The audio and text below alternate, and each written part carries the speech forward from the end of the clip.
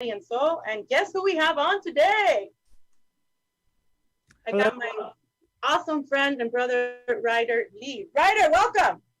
How are you? Hello, Veronica. Thank you so much for having me on as a guest on your show. I really appreciate it. I had you on my show around a month ago, so it's an honor and a pleasure to be here. Thank you. And what is the name of your show, Ryder? Raised by Giants. You can catch new episodes every week on YouTube, Spotify, iHeartRadio, Google Podcast, and I just got all of my content over on Odyssey too. So Raised by Giants on Odyssey. All those. I release a new episode every Tuesday. Honestly, right whenever this show is going on, so it's kind of conflicting. I had to release mine a little bit earlier today, but it's all good. But yeah, I normally release them on at like 6 p.m. on Tuesdays, but I'm thinking about maybe moving that up a little bit because I kind of like the time frame that I released. You froze. Released it today at 5 p.m. So I might start doing it at 5. Nice. So you're in Cali? I'm in Arizona. Are we on the same time? Yes, we are. So Raised by Giants. Okay, so my friend and sister, Iris Jackson, wants me to ask you, how tall are you? I am 6'4". Yeah. Wow. Yeah, I was looking at those pictures of you when you went to that conference. I'm like, oh, he's tall. Yeah, I'm pretty tall. I'm actually one of the shortest in my family, to be honest, which is crazy. My dad's 6'6", his brother's 6'7", and then his older brother is 6'8". So yeah, I think that was a big reason why I named the show what I named it. It's because I feel like that I was literally raised by giants. That, and I feel like that I have a bunch of different ET DNA in me, and one of those being a giant, kind of maybe a Nephilim DNA. I don't know. I don't really know exactly what's going on, but for sure, which I think that we all do. We all are a conglomerate of a bunch of different races of ETs, right? Like our DNA is like a melting pot, I think anyway. But yeah, my dad was kind of visited by, I don't know if you could call it, they were like wolf beings. I don't know if they were like dogmen or something like that whenever he was really younger, and he had a bunch of experiences surrounding UFOs. He saw a big ball of fire in the sky. He saw a UFO literally on the farm that he grew up on, like maybe like, I don't know, 30, 40 feet away from him, very up close. And then he saw the wolf beings right outside his window on the top of his porch, like right on top of the porch deck. And yeah, it was apparently one of them they were all three in suits. And the interesting thing about it is I'm from like a really small town, and there's a military base just like 2 or 3 miles away, which it wasn't there whenever, I was growing up. It was, during World War II that the base was active. It was used to store ammunition and do all kinds of, different things. They had underground things going on there. They had underground domes, like, and you can still go visit there if you wanted to. You can still go and check it out and see it. But yeah, it was very close to a military base, and the three beings that my dad saw were all in suits, and he described them as having like wolf heads. And one was sitting down in like a chair in the middle, and then the other two were standing, one side beside the other. And yeah, it kind of freaked him out. And he didn't tell me about that experience until way later on in my life, because he I guess apparently he just kind of forgot about it. You know how like whenever we're young, we kind of tend to just, blow things off and not, think that they're a part of our imagination whenever they could actually be real, and I think that's what happens to a lot of people, especially kids. We get so entrenched and so indoctrinated into a certain belief system, and then that belief system turns into a part of our character, and then that character turns into a part of our personality. And then later, 20, 30 years later, we have no idea why we believe the things that we do, but it's from, the illusionary reality being projected on us from a very early age, and indoctrination of sorts. And the indoctrination just doesn't have to be from one specific thing. I think it's just from like a conglomerate, right? It's just a bunch of different things hitting us all at one time that kind of cultivates and shapes our reality into what we believe. But yeah, that's kind of went on a little rant there, but yeah, that's a little backstory on the name of the show and why I named it that, because I don't think really very many people has actually asked me that question. So that's what I was going to ask you. Exactly. You read my mind, because right when we started, I'm like, I have to ask him, is that why, because it does make sense, the Nephilim. And then I agree totally with the dog form and the werewolf. Like, it could be Anubis. Like, I love Anubis. I am so connected to Anubis, and also the werewolf. I mean, don't get me wrong. I always say that I'm dragon, mermaid, dolphin, because I have the DNA. But my kids, I see them like as lions. But then I also have family, and I'm really like, I don't know why. I just love Anubis and the werewolves as well. But you kind of look like those dudes. I love Lord of the Ring. I really like that. Like, what's his name? Like, but taller though. Orlando Bloom. oh, he plays Legolas. Yeah. Yeah. I was interesting because I was actually at when I was at the UFO conference about a month ago, I ran into this gentleman that I really resonated with his entire presentation. Like, I felt that he was he wasn't really from the planet, right? Because he didn't act the way that normal people kind of acted. And his presentation was like just amazing. And he embodied everything that he kind of talked about. He was talking about being honest. He was talking about being a person of integrity and being the real person that you're meant to be, and he gave off that persona that he was talking about. And it really intrigued me, because we have so much fakeness around us, Veronica. We have so many things that is just radiating off fakeness, that's just projecting an image that we want people to believe that we are, whenever we're not that at all. So whenever I saw that realness coming from him, like, I had to get in and have a conversation with him. And we had probably like a 2.5 hour long conversation, and it was amazing. He definitely was not from here. And he told me that I was a Viking in a past life, which I knew that I've been on this planet several times before. I can see that already. Yeah. I know that a lot of us have, a lot of us have lived many lifetimes on the planet. And he'd asked me if I wanted to know some of my past lives. And I was like, yes, of course, tell me. Yes. He was like Viking. And another one that he said was a Catholic priest. And he didn't really give me any kind of time frames or anything on those, but I thought those were, very, very interesting. Especially. Can I interrupt you? Yeah, go ahead. I see you as a warlock too. I don't know if anybody has ever told you that, but you are a very powerful magician. And I just want to tell you, your left eye, it kind of shapeshifts.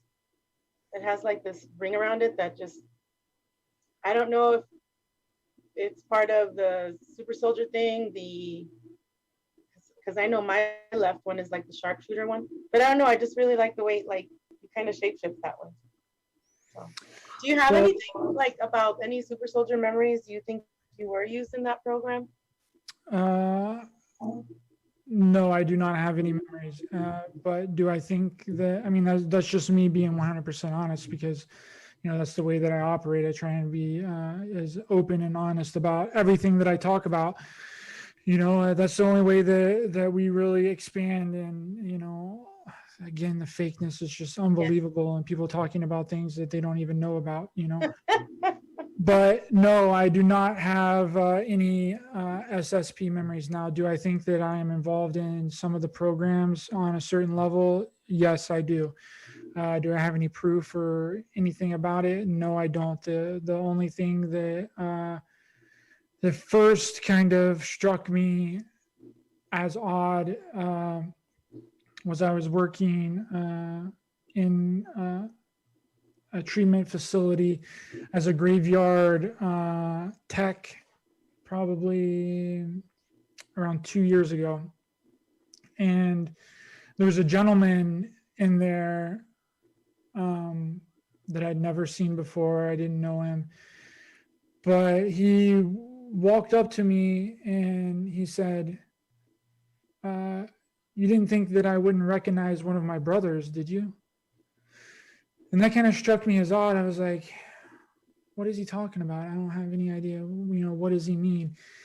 And he put off like this persona that he was kind of insane a little bit. You know what I mean? Like that he wasn't mentally stable, that he had signs of like schizophrenia and a lot of mental issues when he was around other people, right? But whenever you got him alone and like I talked to him alone, it was like he was a completely different person, very coherent, and he had a lot of knowledge. But unfortunately, at that time, I wasn't, which I was aware of the SSP and the different kinds of programs at that time, but I wasn't really well versed in a lot of the things that's going on in the programs, right? I just kind of knew that they existed, but I didn't know to, really what extent. And it was interesting because whenever he said that, whenever we were sitting there kind of chatting and talking, he would like try and he would put his hand up to his temple like this, like he was trying to send me a memory or send me a thought or show me a vision or something like that. And he would always like pound on his chest too. Like he would, like whenever he was done with like a sentence or something, he would like pound on his chest like that. And unfortunately, I didn't really get any other information from him about where he knew me from, what I was from. But I do remember him saying that he was going to get a tattoo of all of his brothers that he's met in person. And he said that I was, I think, 8 or 9. I was the 8th or 9th person that he had met in person of his brothers. Now, again, he didn't expand upon what he was talking about, really, and it was unfortunate because that was the first and the last time that I saw him, because I came to work the next day and I had all of these things running through my mind because my mind goes 24 mile, it runs a million times a minute. But, and I had all kinds of questions for him, and I thought for sure that he was still going to be there. But whenever I got to work the next night, he was gone, and I asked about him, and the lady said that he needed a higher level of care. So it was unfortunate that I didn't have the awareness to try and question him more deeply on and expand upon the things that he was saying. But that's really the only kind of hint that. And then I've also been told that I am a part of Solar Warden that's in the United States. And during one of the mass meditations that I did, I think that it was last year, sometime around this time of the year, I was laying down and I had a meditation, and I got this vision of a man in black taking me whenever I was really young.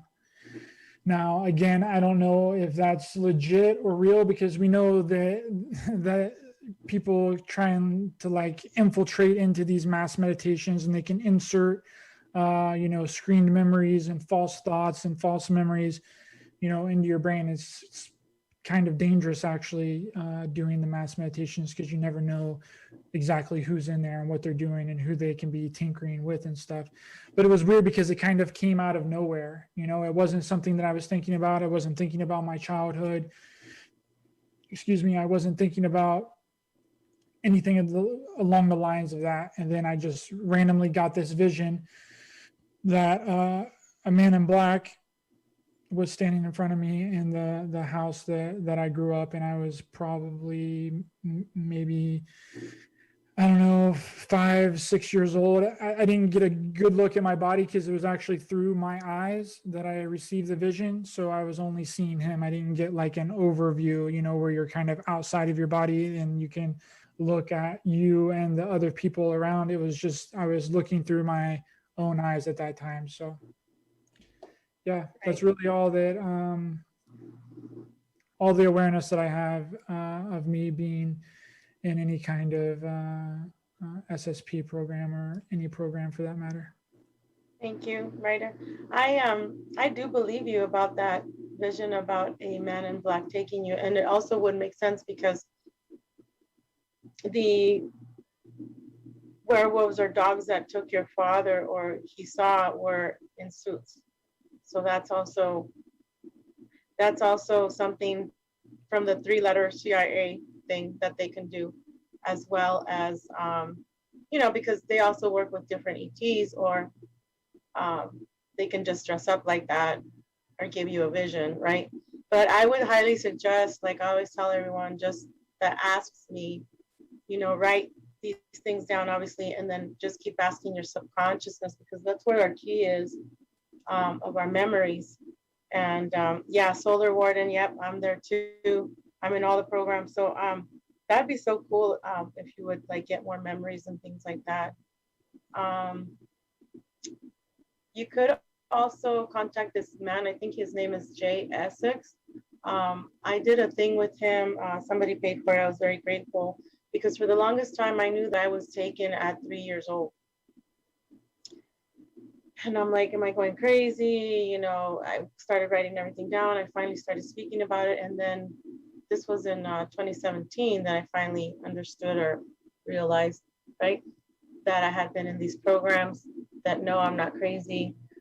And so about 2 months ago, I had this session with him, and he said, you were actually taken when you were 1 year and 8 months, and they took fluid out of your spine, and they froze everybody around you. And I'm like, and I was born in Mexico, but it's weird because I didn't even tell him if it was a hospital or not. And he looked at the clinic, it's like, he said, it's kind of a clinic, like a special place in Mexico, in Nogales. And I'm like, that's just weird, like how people can pick up on stuff.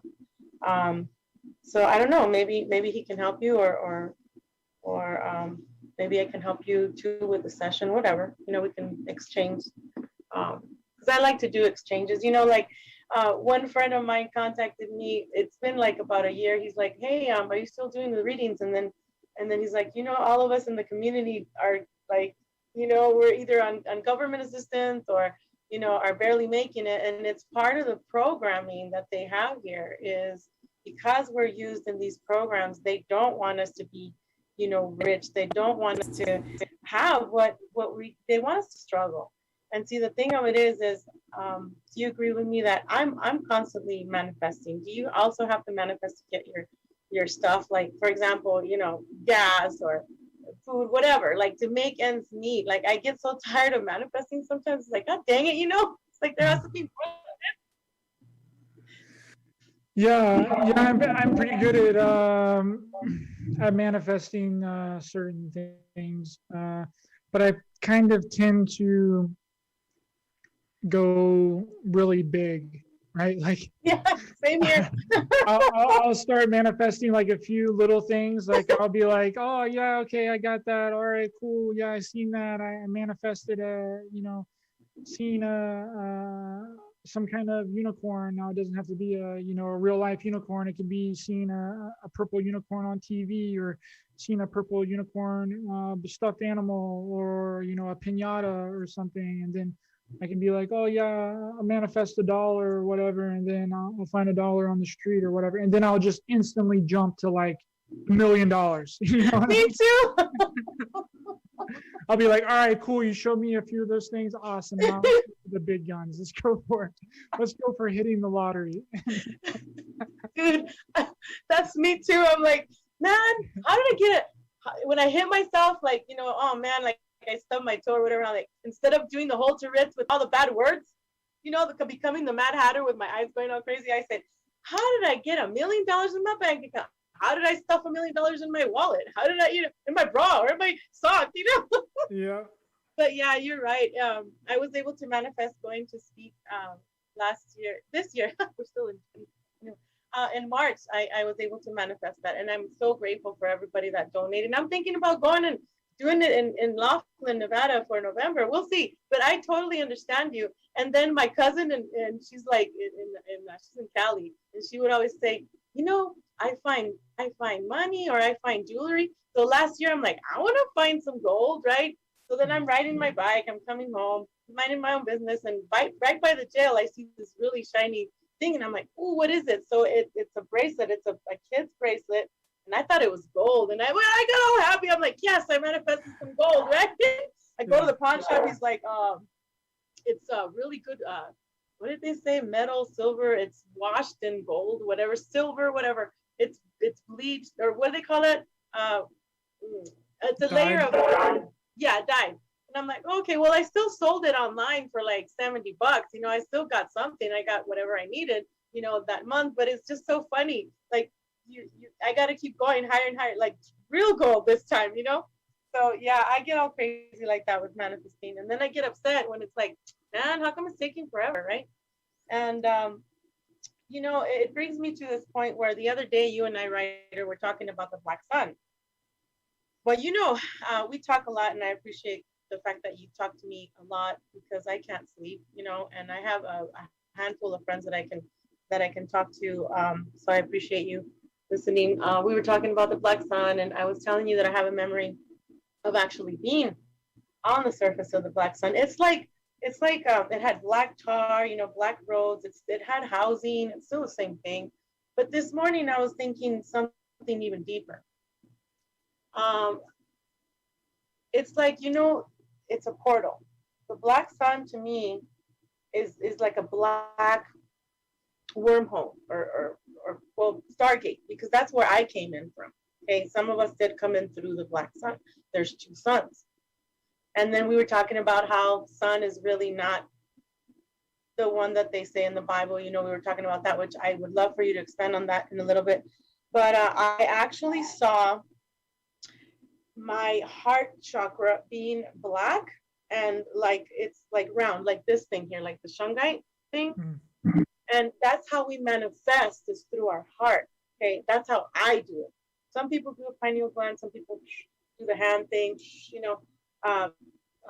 with like I can make wind or mess with the fire or water, things like that. But me, and some people, like I said, use their hands, but me, I use my heart. So then I was thinking, okay, this mirror too, this is a mirror. Our phones are a mirror, but they're also a Stargate.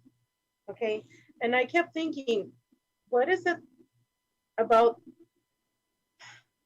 Remember, like when it was the internet, okay? When the internet first came on, and then we got these smartphones, and then it's like when you send a message, it's like I'm actually sending it to, like, say if I send you a message, I'm going to send it to your heart or to your mind, right? It's like sending a message through this is actually sending a message through a portal or a Stargate. And I can also create, we or I, whoever can also create like different wormholes or jump rooms as well. There are a ton here in Arizona, and there are a ton in the galaxy and on Mother Earth and inner Earth and all that. What I'm trying to say is that's how we manifest. It's like going through this portal, and not giving away your praise and worship to these gods that want that. The whole fight with me personally, and I know we've talked, is They don't want us to know who we are. They don't want us to use our powers to benefit us, to tell the people the truth. We are so powerful. I mean, if people would only know that they don't have to give their power away to these entities, that we are gods, that we are all, we don't need to be in these programs of begging these gods. We're the same as them. But what happened is that they took advantage, right? They started farming us, mining us, right? And this experiment that's going on right now, it's huge. They're trying to make the best superhuman super soldier ever that they can make. They're trying to see how much they can take us. They're trying to see, is she going to give up or is he going to give up on his mission? Let's throw this at them. Let's throw that at them. It's like a whole council just looking down on us, or even around here. Sometimes I'm in my room and it's like I see things and I hear things. Like the other day, I couldn't find the pan thingy or whatever you call it, the scooper for my room. I'm like, I always keep it in the same place, and I'm like, could it be in the trash? I know I didn't throw it in the trash, and I found it in the trash. I couldn't find my watch like for a whole month, and then I don't know if it's the fairies, I don't know, but even my daughter, real quick, she said when she was living with me, she says, Mom, sometimes I see here and they move shit around, and I'm like, I know.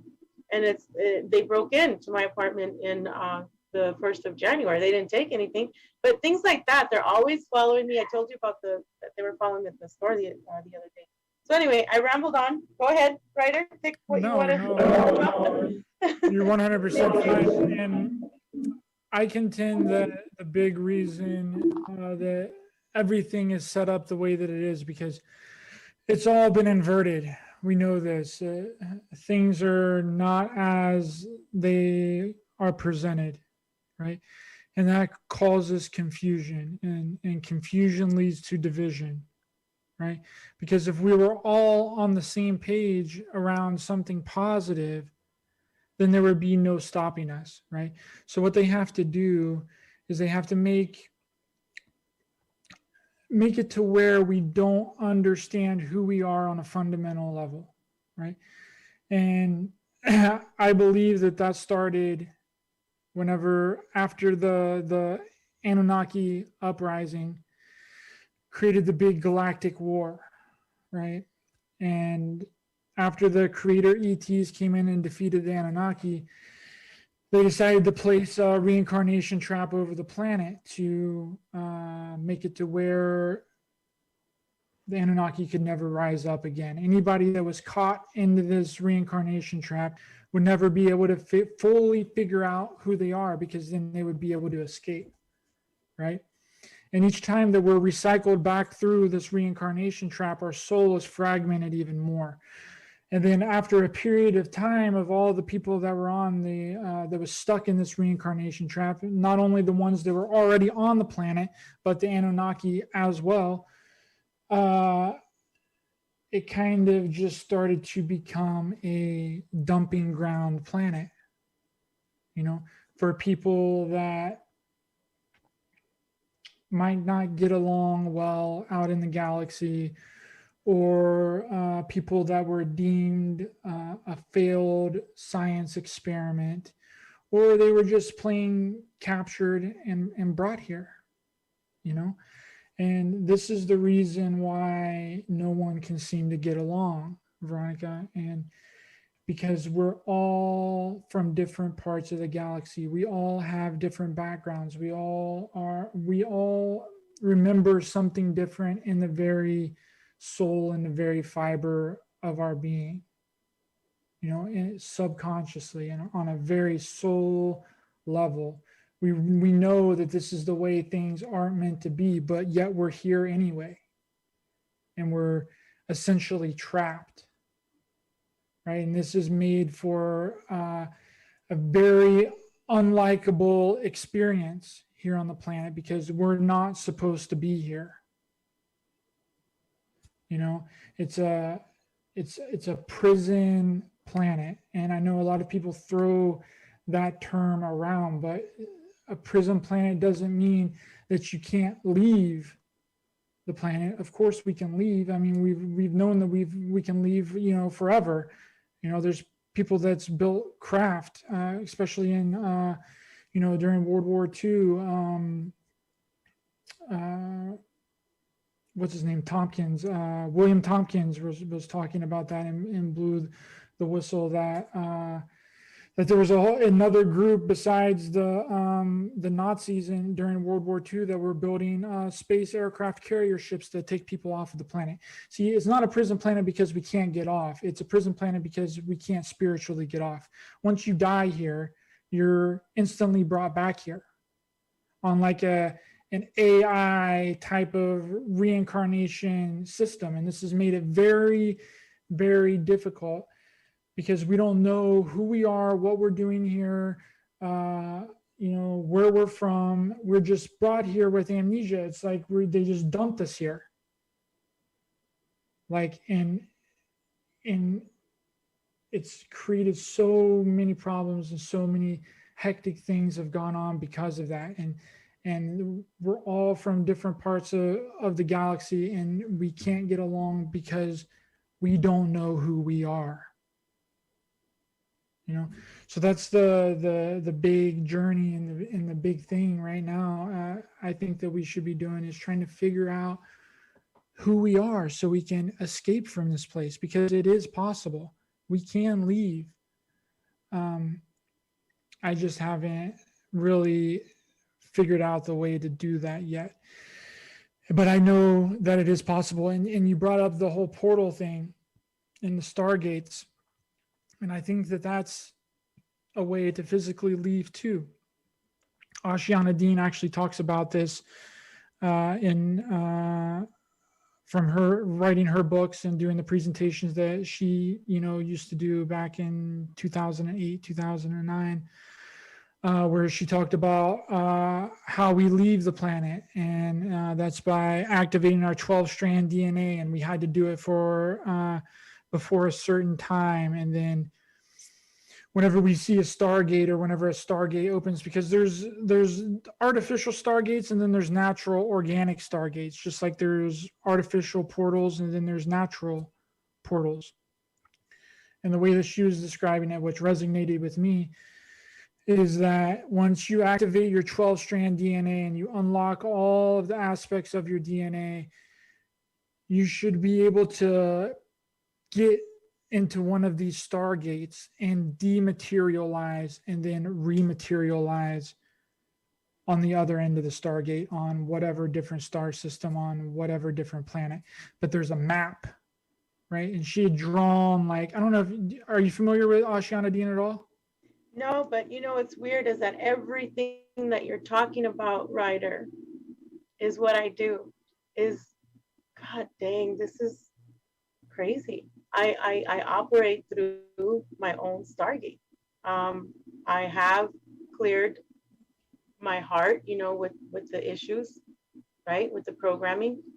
I've activated my DNA. I have lost a shit ton of weight. I feel like I'm 21. I love as much as I can, like unconditionally. However, I'm gonna whoop somebody's butt, if they cross the line. I know who I am, and I do everything with the Stargate. And what upsets me is that they can't get to me anymore. They can't kill me off. They tried, right, with the Omega Project and whatever, disowning me from family. My father committed suicide. I tried it, didn't work.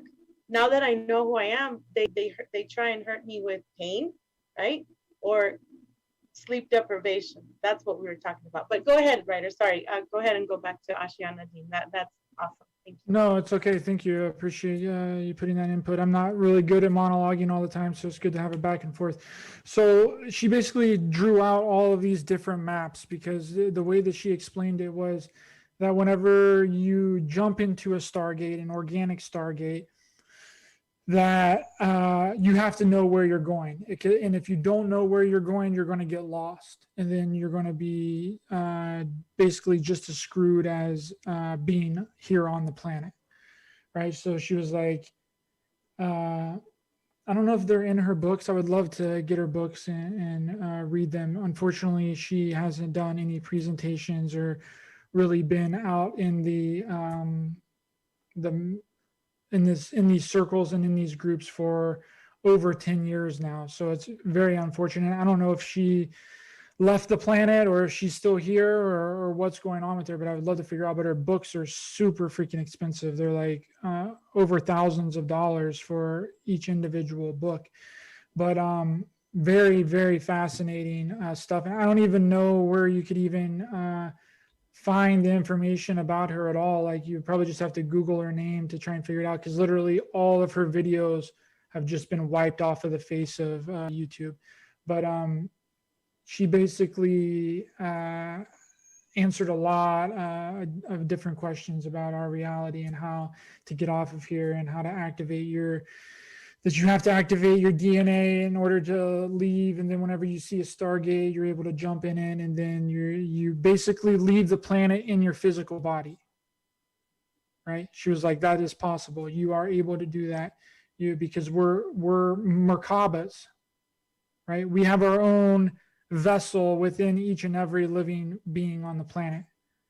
We are energy light beings that we can travel in our own craft. Right. And she was like, we can leave the planet as a physical entity and go other places. It's just actually being able to do that and going through the process of being able to do that is very, very strenuous. And apparently only a few throughout history and throughout time have actually been able to do that. And a few of them being the I want to say Jesus, but we know that Jesus isn't really Jesus. It's not his name. Right. And the depictions, the way that they've presented him in the Bible is completely a fabrication. It's not real at all. Most of it was written and manipulated by the Roman Empire. Basically the entire New Testament was just a complete fabrication by the Roman Empire. But a person like Jesus did exist, and he was apparently able to leave the planet and ascend. And that's where the ascension thing really comes in, because a lot of people want to talk about this thing as like a physical ascension. Like you've heard people talk about the ascension thing, and it's been such a misinterpreted mess. I think that literally 95% of the people that are talking about ascension and the 5D and all that have absolutely no idea what they're talking about. Yep, I agree. Right? They're just doing regurgitated nonsense that they've heard other people talk about. And this is a fact whenever they just randomly come out and talk about it, whenever they've never talked about it before. And all of a sudden they're an expert on it. Like, what? Bro, I've never heard you talk about this before, and now you know exactly what to do and how things are going to work. I don't think so. But it's been misinterpreted as a physical ascension, because a lot of us we've passed that time to be able to leave the planet in our physical bodies. And that's not to say that we still can't, because I think a few of us possibly might be able to. Right. But for the majority of the planet, it's not going to be a physical ascension. It's going to be an after death ascension. And that's what's going to allow us to escape this reincarnation trap, because the reincarnation trap has been lifted. The AI reincarnation trap has been disabled. And now is our opportunity to leave, to get the flying F out of here. Right. But what they've done is so genius, Veronica, in the aspect that they know that the reincarnation trap has been disabled for this certain period of time. Right. So what did they do? Right. Gene manipulation again. Well, yeah, they had to make us think that it was our idea to stay on the planet. Right, by self-imposing a quarantine. Yep, that's what's going on right now. And I hope that rings true for some people, and they really grasp the idea and the concept behind that, because it's just as much a spiritual thing as it is a physical thing. And we know that the way that they work, Veronica, is that they have to get our consent, right? And how they get our consent is making us think that it's our idea, and they don't want us to escape because we are food for them, right? They feed on our energy, they feed on our physical, they feed on everything about us. Why would you want your food to leave the planet? You wouldn't. So what do? You make a physical 3D quarantine, which was what 2020 was basically all about: quarantine everyone, isolate everyone. And by doing that, whether you consented to it or not, or whether the quarantine was self-imposed or not, you were still wrapped up in it, and you involuntarily gave your consent to stay on the planet for another however long until a new age basically rolls in.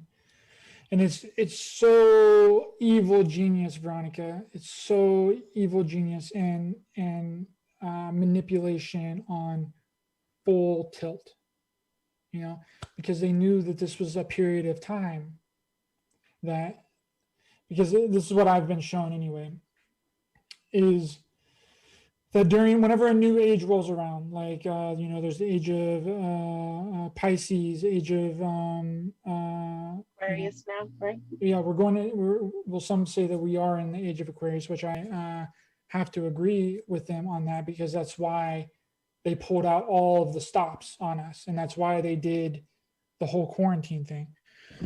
But they had to basically do that to keep the people here. And without them knowing that that's what it's for, they volunteered to stay on the planet. But this is what I've been shown is that whenever there's a period of time for a new age to roll around. Now, some people are in arguments about how long a new age lasts. Some people say that a new age, we're in an age for 2,000 years. Some say 5,000 years. Some say 10,000 years.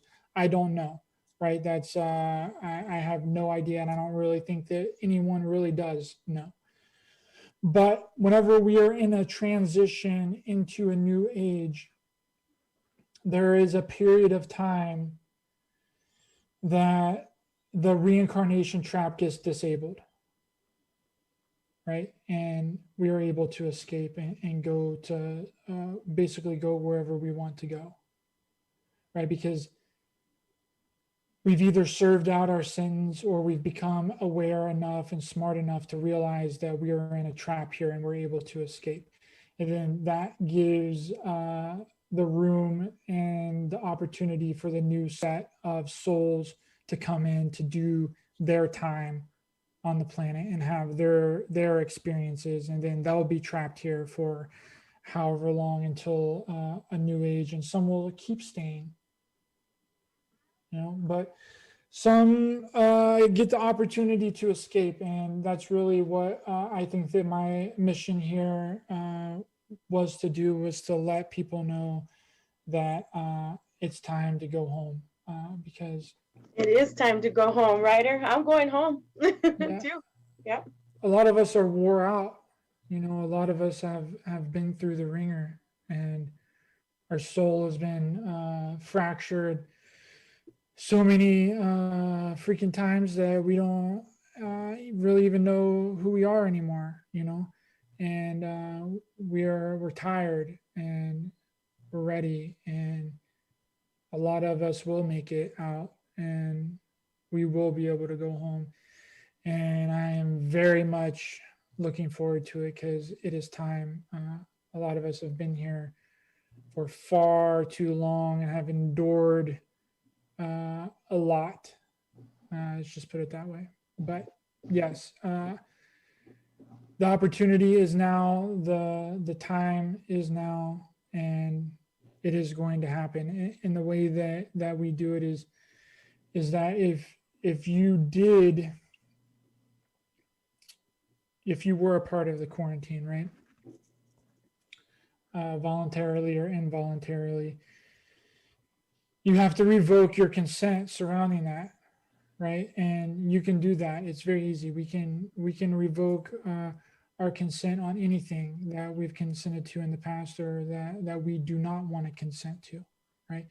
But we have to say these things out loud, Veronica. You know this, and a lot of people watching this knows this. You know, we have to say our intentions and our things out loud, because the universe hears no really well. You know, we're surrounded by entities basically 24/7. You know, there's a realm just right outside of our perception of reality that's happening all around us. Our spirit guides are there, our guardian angels, our archangels, our parallel realities, our other versions of ourselves are all in these other dimensions, and in all of these realities. So we have to say these things out loud. We have to say, I do not consent to psychological manipulations. I do not consent to manipulations of my astral body. I do not consent to manipulations energetically of any sort. Right? And that's just some examples. You don't have to do it exactly like that. But anything in that realm, that's what you do. That you, like, even whenever you're watching a movie or a TV show or whatever it is, that, because they do that a lot with the movies and the TV and things like that. They put the idea and the thought out there to get it supplanted in our subconscious, to where whenever it actually happens in real life, it's easily got away with, and it largely goes unquestioned, because we've given our consent to it and we did not protest it, right? Now, real quick, Ryder. Yeah. Sorry, real quick. Yeah, no, I totally agree. And I don't know if people notice, like, when you're watching Netflix, which I have no association with them, the lines, they're portals. With, for example, romance movies, Disney movies, they have a circle. And then boom, and it goes away, and then boom, there comes the beginning of the movie. Yeah. Okay. So they're trying to get our mind to go through that specific portal of whatever they're trying to sell you subconsciously. And that's why I tell people too, it's very important to be careful what kind of memes you look at or read. Even if you're going like really, really fast, scrolling really, really fast, your subconsciousness is so freaking smart. It picks up on everything. It takes everything. So are you going to let it digest from your mind, right, to your eyes, to your throat chakra, and then to your heart? Are you going to start speaking that BS? You know, so I always say, even out loud, I will say it. It's like, I do not consent. I do not consent. I don't care how many times I have to say it in a day, out loud or in my mind. I'm very well aware. When I'm looking at a sci-fi movie, I can't watch a movie with anybody. Like we were talking the other day, it's like, that's real, that's fake, that already happened. That, you know, Yeah. on and on. But yeah, I get you. Right. Go ahead. I'm sorry.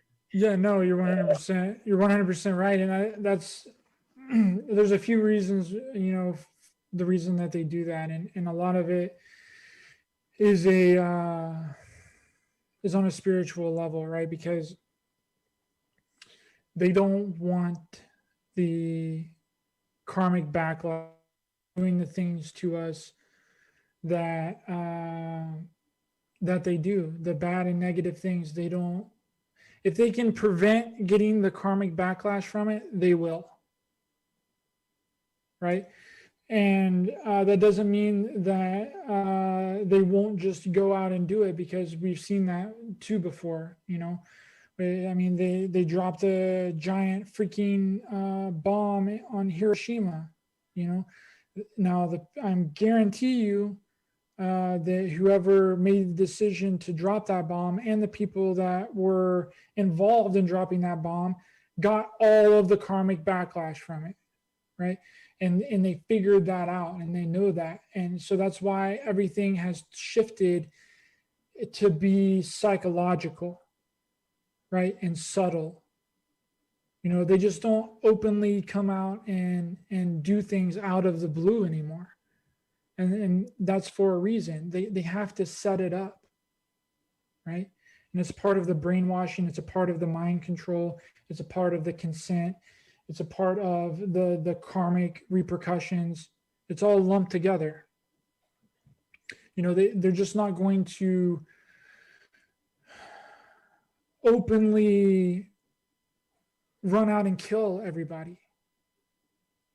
Yeah, right? that's why, writer. That's why they call it. Thank you. A psychological warfare. Yes. A biological warfare is going on right now through AI, and they're trying to kill our God gene. And like you said, they're wanting to make the people say or think that they are consenting. Oh, it was their bright idea.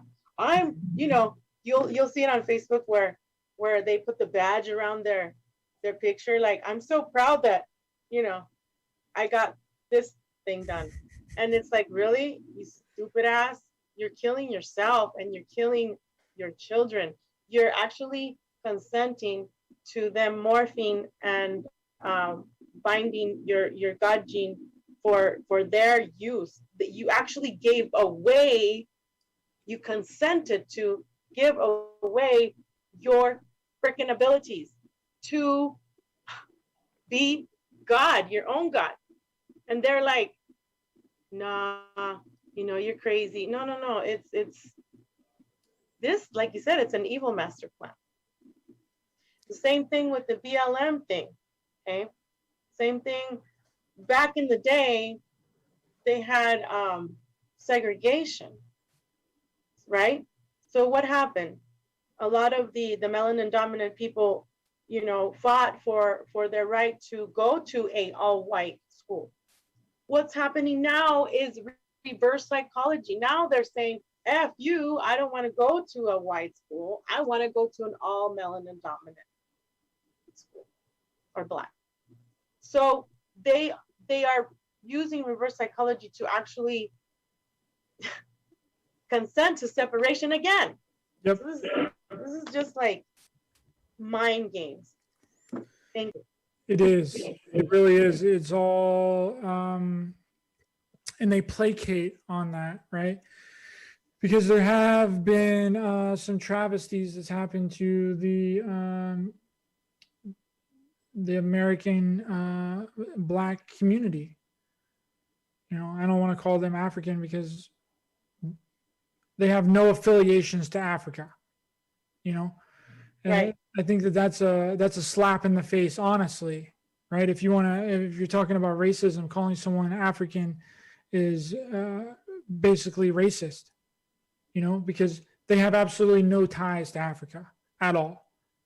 I guarantee you, at least 90% of the Black people in America have no affiliations with Africa at all. But yet we keep referring to them as African, right? It's just creating more division. It's all about creating the most disharmonic thing on the planet. And that's really their only thing right now, Veronica, that can keep us separated on a fundamental level.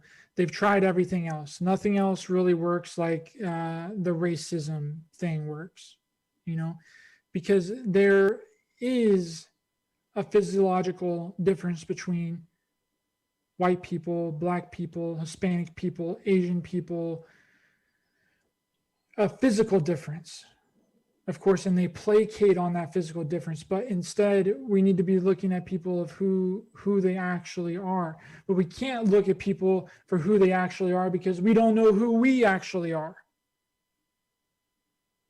It all ties in.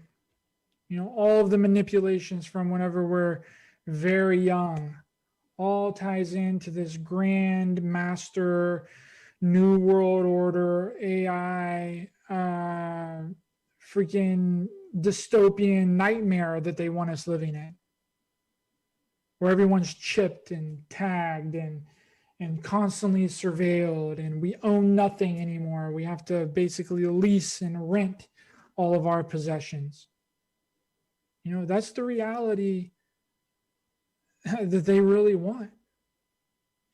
So what do we do about it?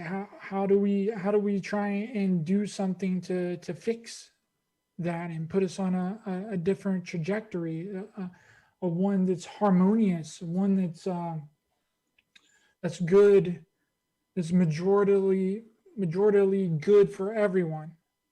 And that's a tall order.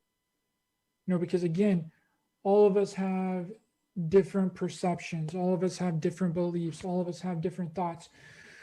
But instead, this is the way that I think that it should be, and what we should be doing is, instead of letting that divide us, instead of, Veronica, you having a difference of opinion about a certain issue or a certain topic than I do, instead of letting that be a wedge in between us, we should be celebrating that. We should be like, heck yes, Veronica, thank you for you being you, and thank you for having your own mind. Thank you for believing in your beliefs and having your certain projections of reality and perspective.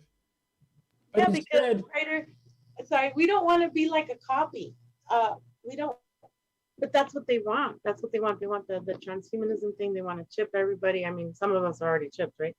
But what do you think, real quick, about karma too? Because sometimes I feel that karma could be like a program of like, oh, you're going to hell, which I don't believe in hell or heaven, because I've already been there, both heaven and hell. That is not my goal. My goal is to go to my home, and I am going. I lost my trail of thought. Let me have my channel back, or order you to give me my channel back. Okay, so my thing with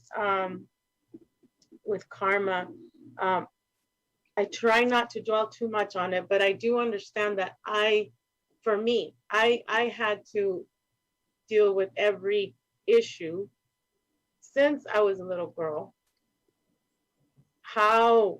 What happened to forgive that parent? I did a lot of dark shadow work, combine my dark with the light, balancing what the light community calls that. But in reality, you do have to love your demons. You have to incorporate the dark side of you. You have to love that side of you that did wrong. You have to show the light on that and say, okay, I was wrong on this. And if it is possible, go and apologize to the people if they're still alive.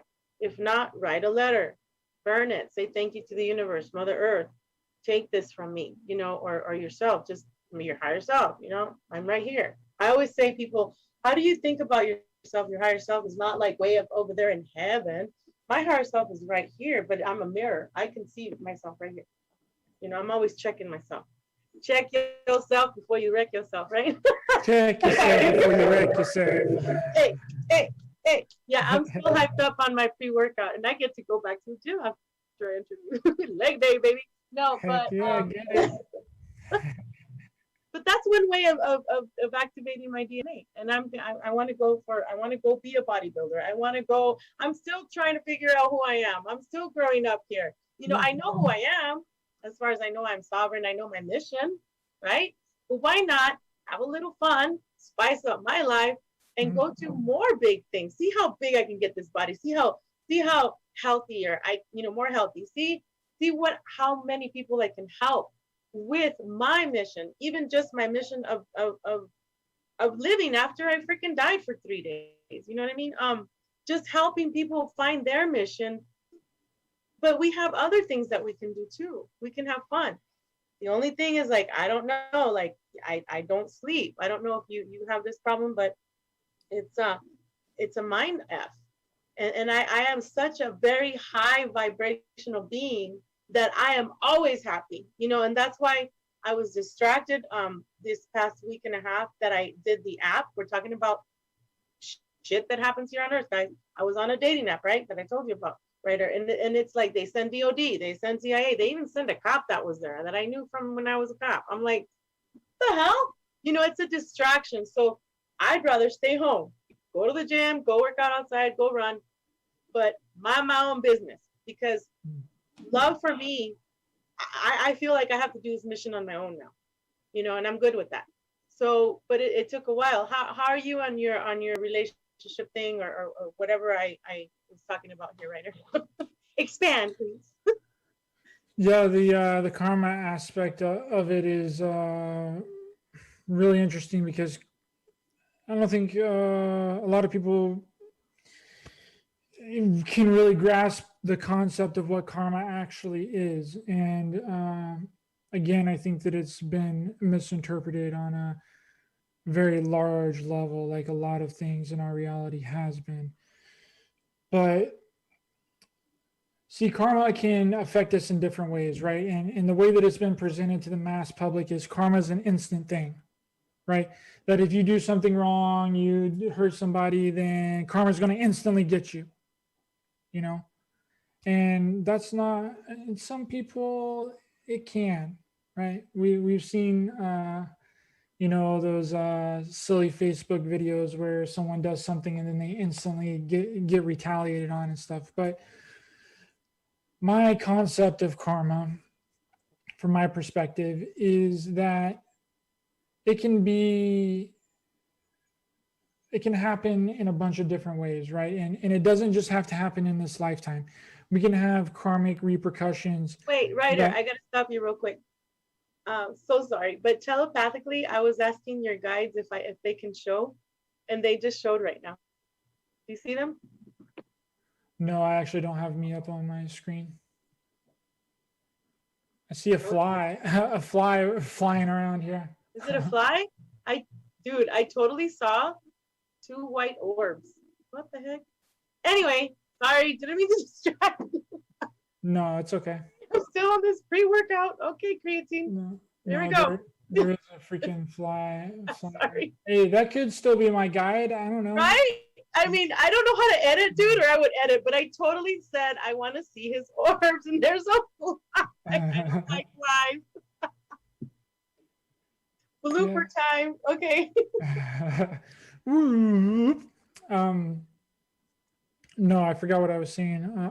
Karma and how I think that it works. I think that karma works in a bunch of different ways, and just because you've done something wrong now doesn't mean that you're instantly going to get a retaliation. It can be in your next lifetime or your lifetime after that, but at some point it is going to catch up with you, and it can show itself in a bunch of different ways. It just doesn't have to be the way that you expect it to happen.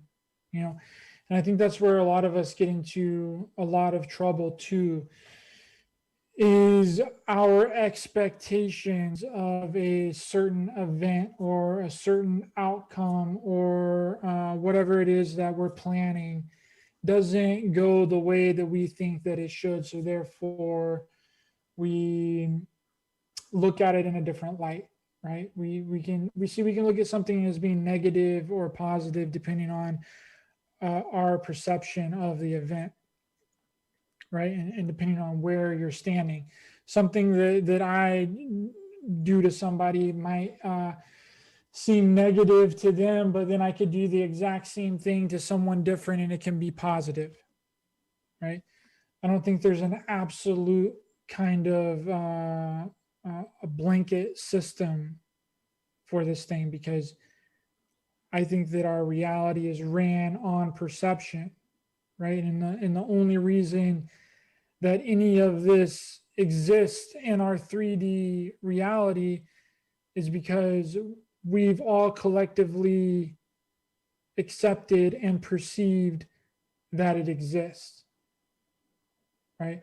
The only reason that I can't put my hand through this solid table and solid desk is because I have personally accepted, and everybody else has accepted that it's real, it's sturdy, and I can't put my hand through it. But if we were to change our perspective, and I changed my belief, and I changed my thought, and we collectively changed our perception and changed our thoughts,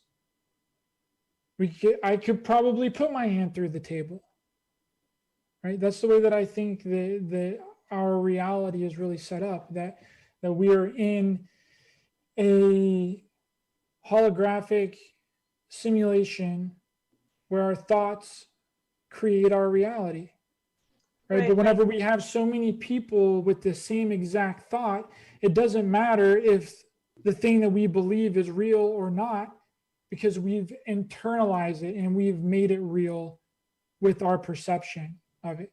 This Right. is where a lot of the gods and Jesus and Satan and all of these actually manifest, because we give them the power to do that, and we give them the power to manifest into our reality. It's not because they're actually real, it's because of the thoughts, emotions, and power that we've put behind them over years and years and years of believing it is what gives us the power, what gives it the power. Does that make sense? Yeah, and I totally do understand you, Ryder. Like, and then going back to the Matrix, there is no spoon, right? Or is there a spoon, right? Did you bend it with your mind? Is there a spoon or no? And then as far as Satan and all that, might as well make him my best friend, because you know what? Just use their fucking energy. Excuse my language, but fuck the Illuminati. I mean, they used us as super soldiers as kids to take our power, and now I took it back, and that's why I can't sleep, because they know that they can't mess with me. But then it's like, oh, let's sleep deprived. But then at the same time, maybe I'm just high vibing. Like maybe I don't need sleep. You know, maybe I am gonna escape this matrix with my body, with my Merkaba. If not, for sure, I'm leaving in my spirit. I ain't coming back. Exactly. It's the dirtiest planet I've ever been in. I mean, it's beautiful too. Don't get me wrong, because then people are gonna be like, "Oh my God, you're so like negative." I'm like, I'm just gonna be real. My life has not been easy. If you all know what happened to me, and if you all know what happened to Ryder, it has not been easy, right, Ryder? No, I don't think anything is very easy on this planet, but I do believe that there are planets that are worse. So I am thankful that I'm able to be where I am, and I know what I know, and I've gotten to this point because I know thousands and thousands and thousands and millions, probably billions of people that have come before me, and in my past incarnations and in my past lives. I probably didn't have a fragment of the awareness that I do now. And that's not me boasting or me, trying to talk myself up in any way. That's just me, being real, like I, the main reason that I don't want to come back to this planet and that I want to escape the reincarnation trap is because I want to expand, right? I don't want to come back here with freaking amnesia to try and figure out what I already figured out in a past life. Like that's shit. That's shit. Like I don't want to have to go through all of this again. But I mean, if I have to, then that's what I'm going to do. And I'll do it every freaking time because that's how relentless I am. But if I have the option and I have the capability to not, then I'm going to do that every single time. I hear you. That's why I feel so bad for the kids, Veronica. So freaking bad, especially during these times. Like, I would literally hate to be a kid at this point in time. Me too. Too much going on, too much confusion. I mean, and whenever I was growing up, I didn't know what was going on either. I couldn't imagine being, born I couldn't imagine being 10 or 12 in 2021. Like I probably wouldn't be able to handle it, to be honest, because I can't I don't think that they can indoctrinate me the way that a lot of they can a lot of different people, because I've been through a lot of shit, you know, and I never fully bought into any of it. So I was always on the fence anyway, Mhm. you know, but I feel like that it would be way more rough with all of the things that have been turned upside down and inverted, and confusion, and things made out to be the way that they're not. Just so much stuff to sift through. And then not only that, to be, if you were to happen to be born in a different country, with a different family, or your environment is completely different, and no one cared about you, your parents didn't care about you, you were basically on your own, like that's a horrible, you know, state to be in. You know, I don't know how there's very few of us that's been able to make it out of that, and you know, make something of themselves. And that's been hard enough at the time that we did it. Right. Like doing it now would be, I hate to say it, but damn near impossible. Like, Kudos to the ones that came in and are in now as kids that are gonna awaken when they're older, or that are gonna remain awakened. You know, kudos to you guys, because if we thought we had it rough, you guys have it really rough. they do. They have it all set up and hijacked against them, and the other problem is the parents don't know. Right. And they're being MK Ultra'd as well. Exactly.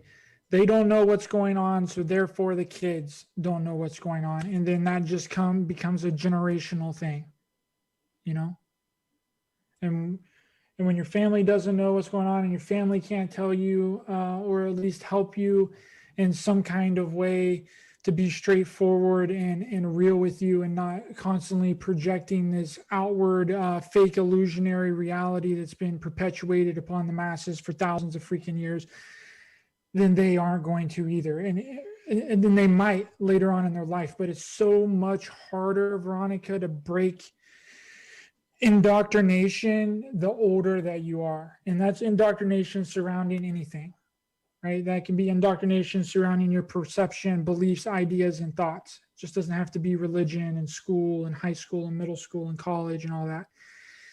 I think that we're just being indoctrinated every single place that we look, every place that we turn. We're being hit with psychological things, the colors of things, the symbols of things, the Yes. just the programming is just everywhere you look. They have it all mapped out, Veronica. They know what colors, they know what to flash on the screen to get you to buy something. They know how to get you sucked into a TV show or a movie. They know all of these things because they've psychologically and physiologically figured out the human brain, and the human concept of how we operate.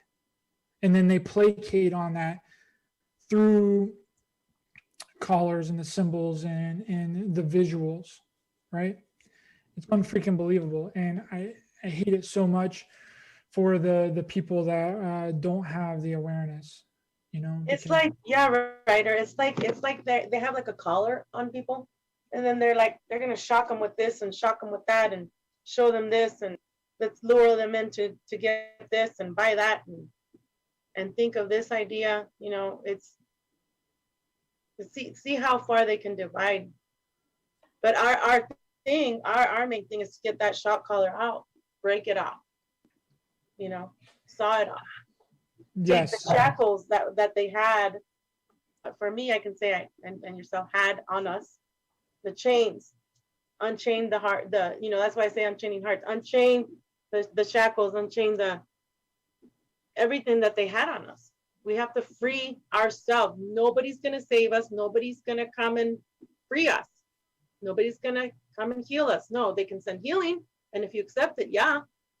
But it's all about our thought process. It's all about the words. That's why I don't really like English, because English, there's so many spells that you can do. I mean, I'm not saying that in Spanish you can't, but it's just there's more diversified. Words in Spanish are more diversified. You know, in English, it's like low key. I was telling my kids, like they always say low key, mom, and I'm like, well, what about high key? What do you mean low key? And then they explain it to me, and I'm like, did you know Loki is a god too? And Yep. guess what? Now there's a freaking movie that's going to come out with Loki. And Loki is Lucifer. And I love Lucifer.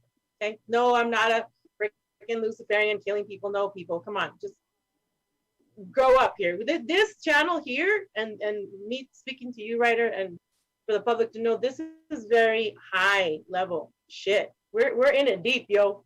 This is not just for elementary. So if you're like an elementary or kindergarten right now, or talking about ascension, because they're over here asking me questions on Facebook, which I'm not on there right now. I'm here with you right now. They're asking, well, how is it that I leave the 4th E to the 5th E? I'm like, you know what? This is not about 1 through 25D, whatever crap, 5G. This is more, okay? I just spoke about in the beginning, our heart chakra is a freaking portal. It's a stargate, guys.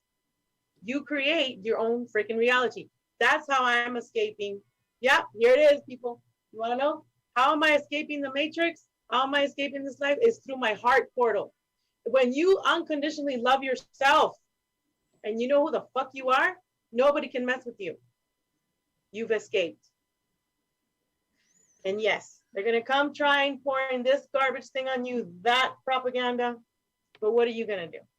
You just send it back, return it to sender with consciousness attached. I do not consent, and keep moving forward and loving yourself unconditionally and others and having those boundaries. Heck yeah. I always have my 2 swords here, baby. You know what I mean? It's like, I've been in this too long. And yes, I am so grateful too, writer, to be here. I am grateful, believe me. I go in the shower every morning or at night and I thank the water. I speak to it. I even speak to my little, the ducha, you know, the thing that, the curtains. Thank you for being here. Thank you, water. When I'm taking a bath, the bath salts that we were talking about the other day, it's like, that's how we're cleansing ourselves, because we are, what does it say? You know, not everything in the Bible is real, but what does it say? We are the salt of the earth. Why? Because we're made out of salt, baby. We are the spice in life. So how are you going to spice this life? How are you going to, you know, how are you going to leave a mark? How are you going to leave? What kind of legacy are you going to leave, guys?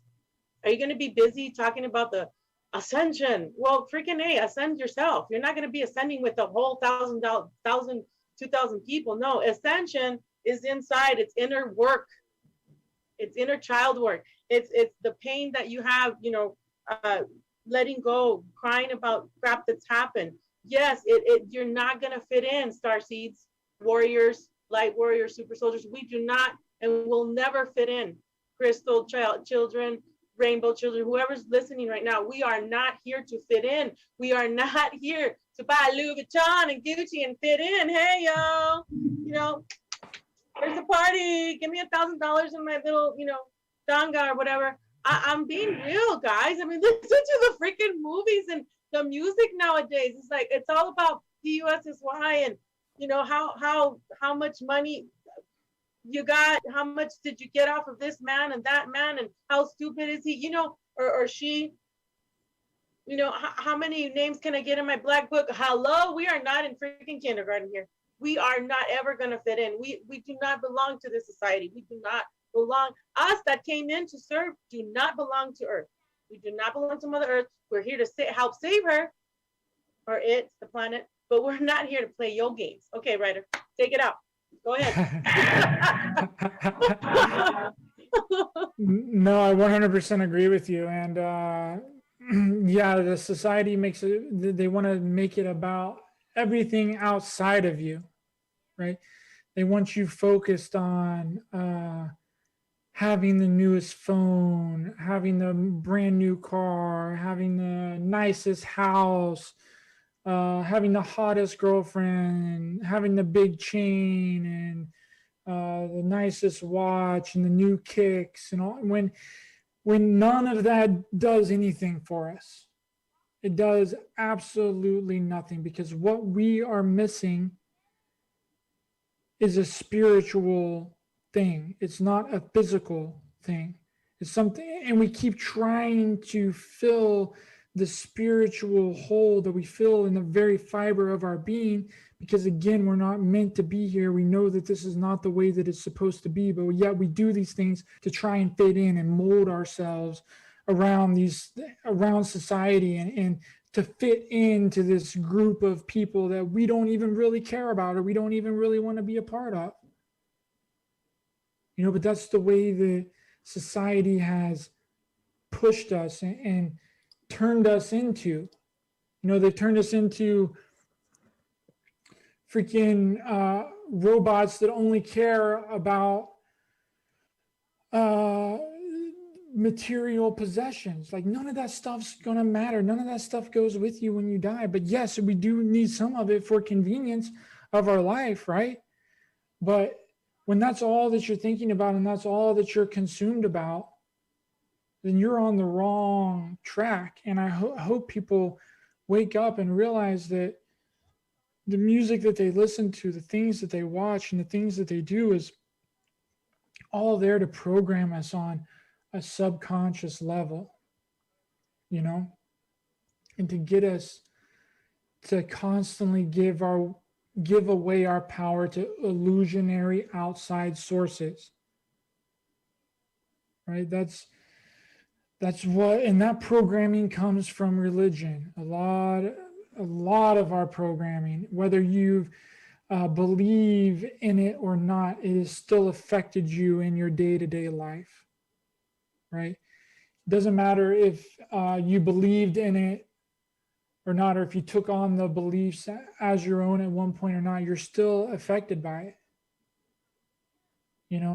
Like, the thought is still there for a lot of people, and they always revert back to it whenever they don't know the answer or they don't know what's going on. They always revert back to, oh, well, it's in God's hands. Oh, well, Right, it's in right, Jesus's hands. Yeah, real quick, when they say in the name of,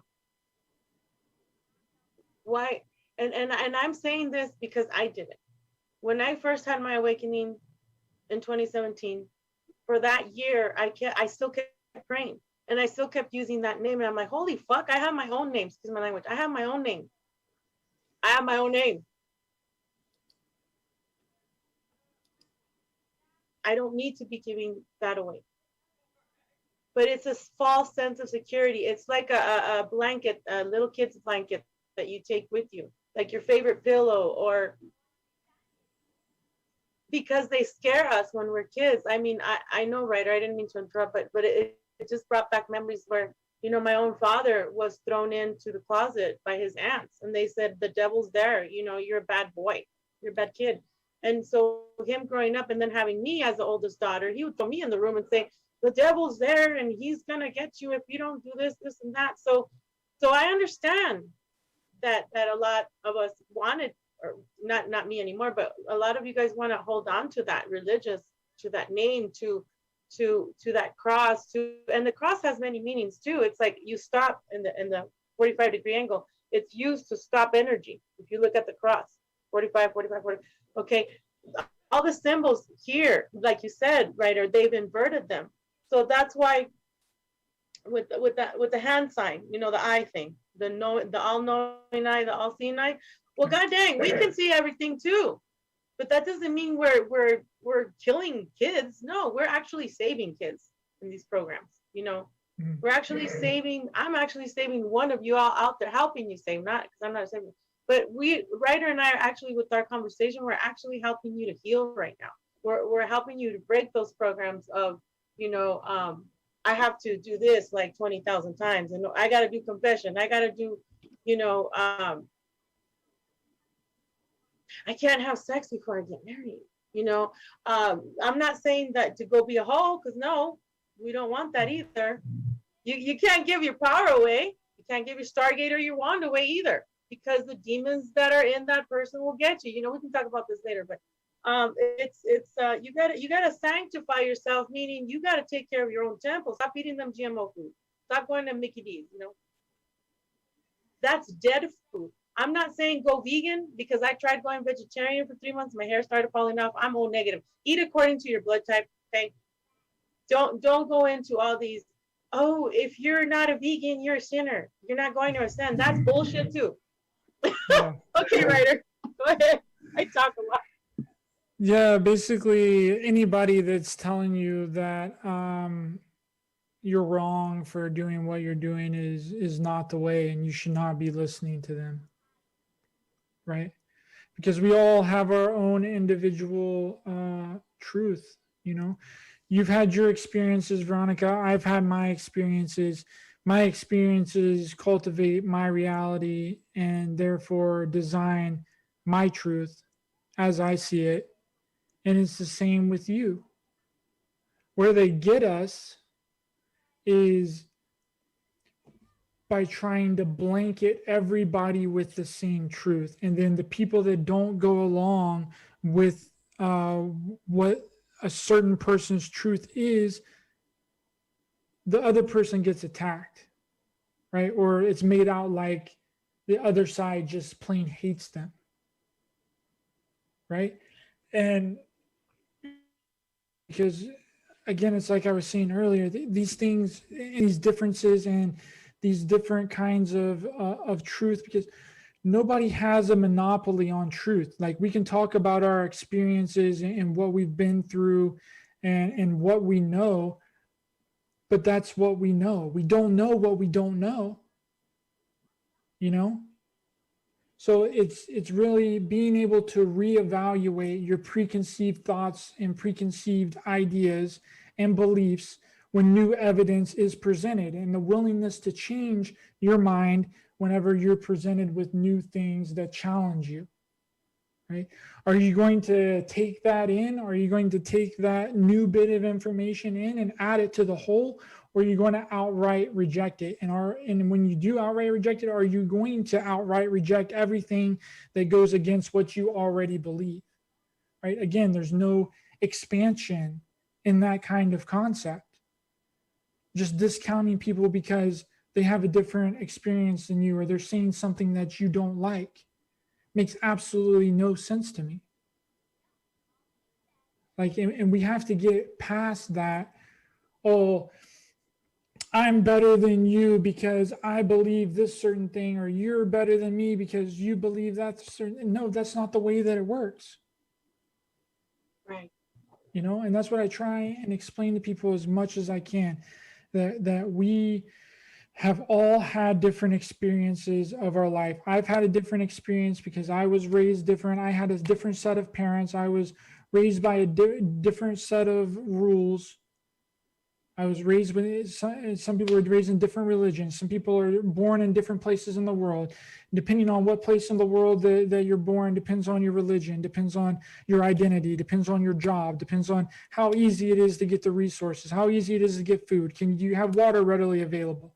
You know, if we were to take a fancy rich group of people that live in uh, Laguna Hills in the mountains that has a freaking 20-bedroom mansion, and we were to take them into a third world country and was like, here, you know, and we dropped them there, and they would think that the conditions that the people in that third world country live in every single day of their life is uninhabitable. They would be like, what is this? Where's my red carpet? Where's my maid? Where's my limo? Yeah. You know, but those people that's lived there their entire life, that is all that they know. And they've accepted that. And that's a part of their reality. So they make do with what they have. Right? We're very adaptable species. We adapt to our environment very easily. You know, but it's just when we've accepted something as truth and as reality, and to the fact that it can't be questioned, that's where we get in trouble. Right. That's where I draw the line. It's like, you know what? I try and explain things to people, like based on my real what I have gone through based on my life. Believe me, I don't want my kids to make the same mistakes I did. Right? I'm like a mom sometimes to everyone here because I really just want to like take care of them. But at the same time, I want them to go be a badass and go experience. Hey, if that didn't work, try something else, um, go ahead, get in trouble. That's how I learned, right? Yep. But yeah, I forgot what I was going to say. I was going to say something.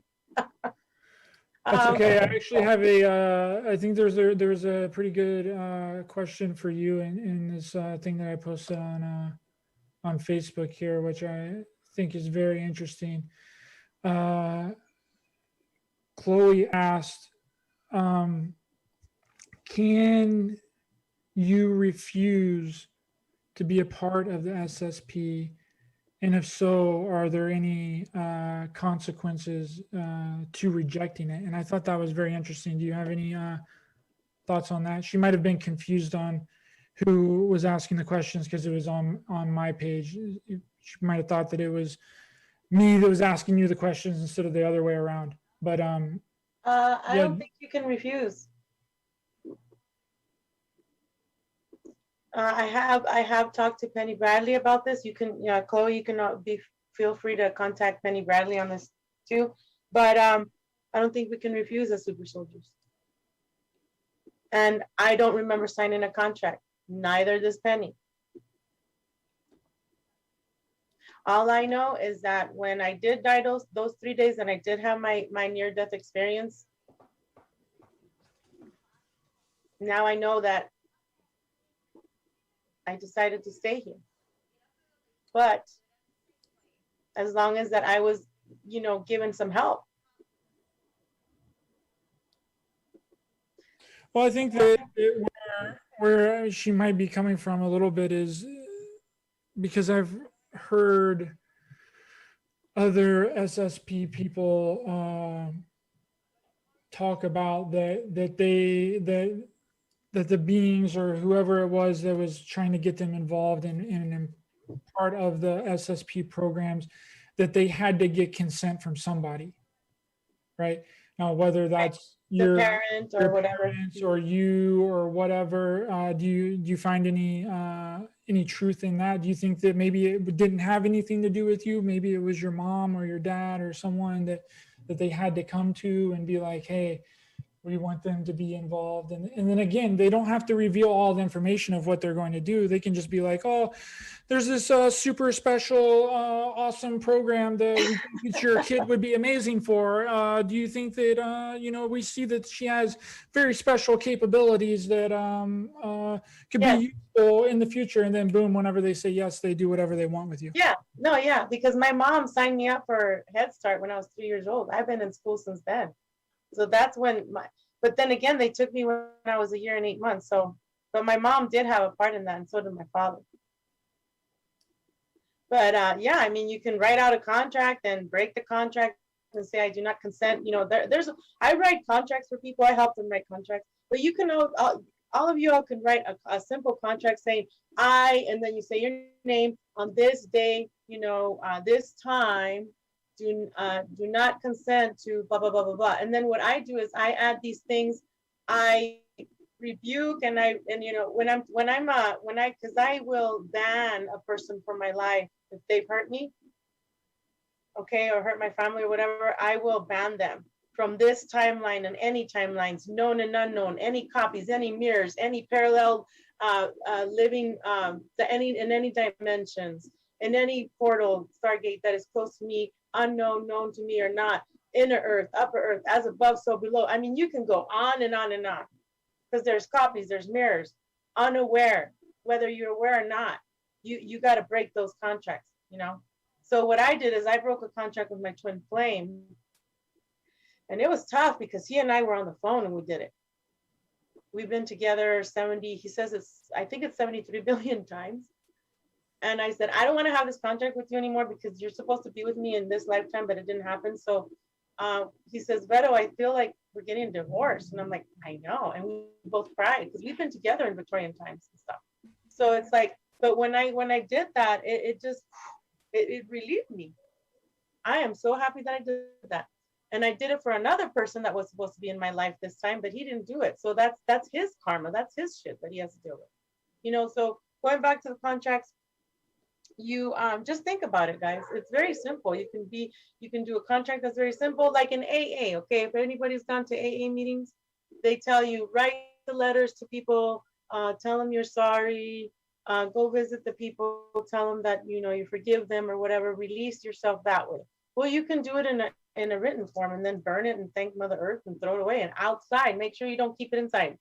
The trash inside your house. Take it outside. You don't want to keep that in there.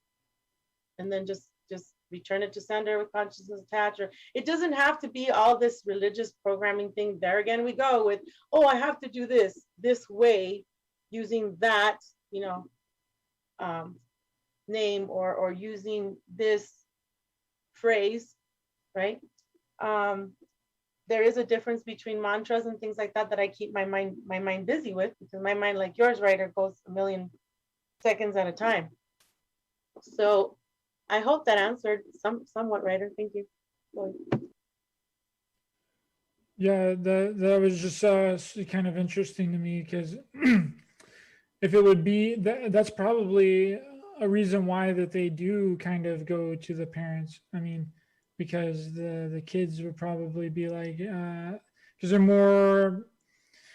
they kind of have an idea of what's going on more better, because you're super intuitive. You can see things as a kid. You can basically see people's intentions. You can basically see right through them as a kid, so that could be a reason why they kind of try and go through the back door with that and be like, oh, well, we won't ask the kid directly. We'll just go to their parents, and their parent will phrase it in such a way that the parents will have to say yes. But I don't know, it's interesting. Very, very interesting. And I just found out about a year ago, because I kept asking myself, there's an uncle that I have on my father's side that worked for NASA, and he totally abandoned the family, my dad's side of the family. And my dad, he committed suicide when I was 13, the number 13, on the 13th of February, 1985, the day before I was going to my Valentine little party there at school. So I know that he gave up my father for him to become an Illuminati and Mason. And he has so much money, him and his wife and his kids, but he decided to abandon that side of the family. So at the same time, I'm thinking, okay, did my father have an awakening right before he shot himself, saying, hey, oh my God, what did I do? Did I put my baby girl in this program? You know what I mean? Yeah. So that's the mind F that I deal with. It's but going back to the contracts, man, like I did not sign up for this. So yeah, I mean, yeah, I think that they backdoor whatever, and whenever they have some intention set on doing something, they will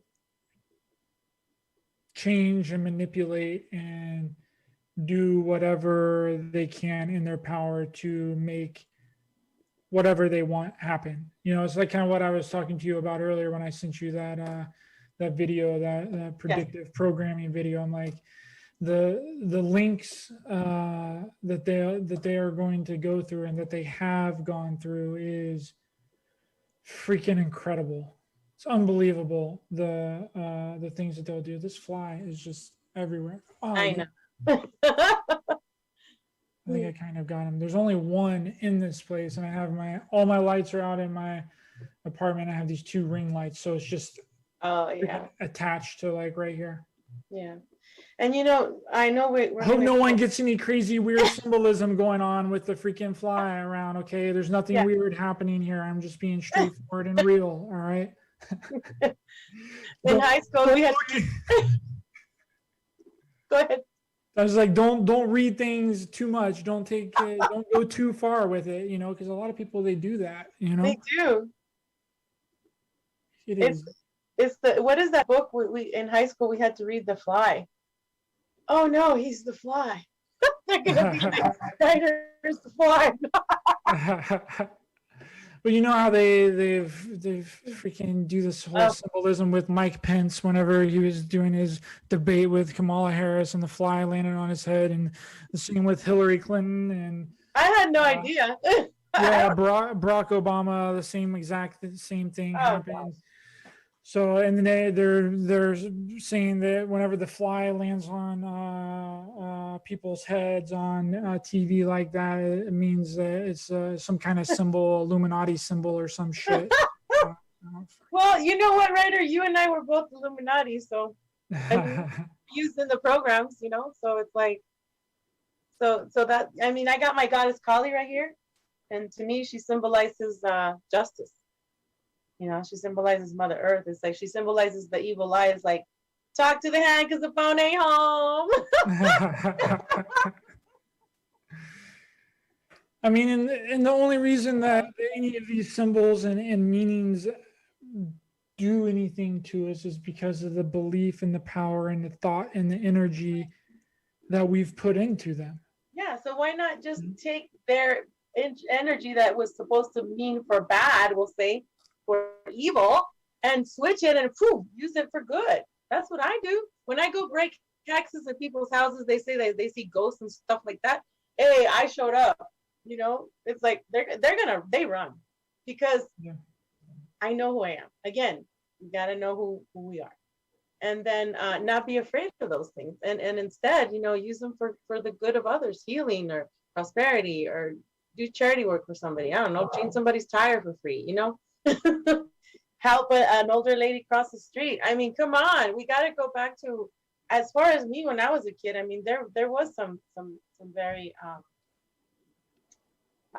how do they say it? Chivalry, like when a man would open the door to somebody. Now it's like, oh my god, don't open the door to me, like I'm the girl of the new century, like I can open my own door. I'm like, oh my gosh, like that's just to me that I don't know, I'm No, I'm old school. you're 100% right, and I think that again, the way this society has molded and shaped doing good deeds and doing things has been inverted and turned upside down too, right? Because now it seems people don't want to do anything for anyone unless they get some kind of recognition for it, you know? Like, and that blows my mind because if you're going to do something good for someone, if you're going to walk an old lady across the street, if you're going to, and it doesn't have to be that extreme, it can be, you know, taking a freaking grocery cart back to the fucking corral at the grocery store, you know, or taking a few of them because we know how people like to leave their freaking grocery carts in the middle of the damn parking spaces. Exactly. You know, like I try and get at least 2 or 3 of them every time that I go to the store. Now, am I doing that? You know, to be a good person? Yes, I am. And I'm doing it out of the kindness of my heart, you know.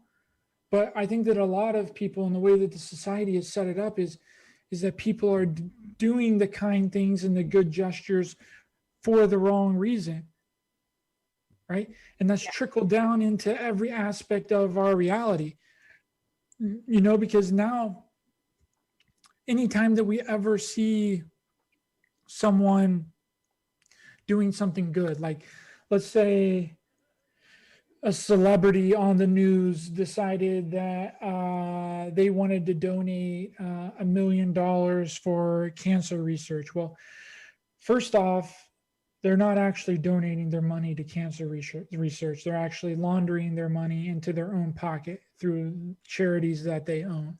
Right? It's either that or it's a payoff to something or someone.